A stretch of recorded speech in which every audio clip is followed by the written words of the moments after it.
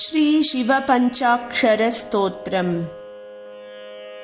ओम नमः शिवाय शिवाय नमः ओम। ओम नमः शिवाय शिवाय नमः ओम। ओम नमः शिवाय शिवाय नमः ओम। ओम नमः शिवाय शिवाय नमः ओम।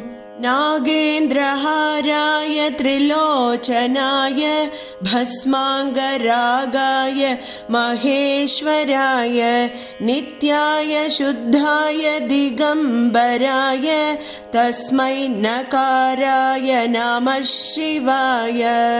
मंदाकिनी सलिल चंदन चर्चिताय नंदीश्वर प्रमथनाथ महेश्वराय मंदार पुष्प बहुपुष्प सुपूजिताय तस्मै मकाराय नमः शिवाय।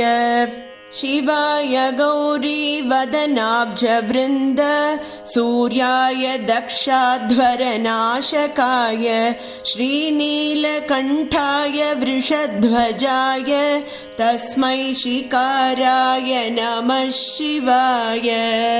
वसिष्ठ कुंभोद्भव गौतमार्य मुनीन्द्र देवार्चित शेखराय चंद्रार्क वैश्वानरलोचनाय तस्मै वकाराय नमः शिवाय। यक्षस्वरूपाय जटाधराय पिनाकहस्ताय सनातनाय दिव्याय देवाय दिगंबराय तस्मै यकाराय नमः शिवाय। पंचाक्षरमिदं पुण्यं यः पठेत् शिवसन्निधौ शिवलोकमवाप्नोति शिवेन सह मोदते।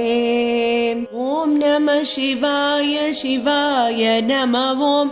ओम नमः शिवाय शिवाय नमः ओम। ओम नमः शिवाय शिवाय नमः ओम। ओम नमः शिवाय शिवाय नमः ओम। ओम नमः शिवाय शिवाय नमः ओम।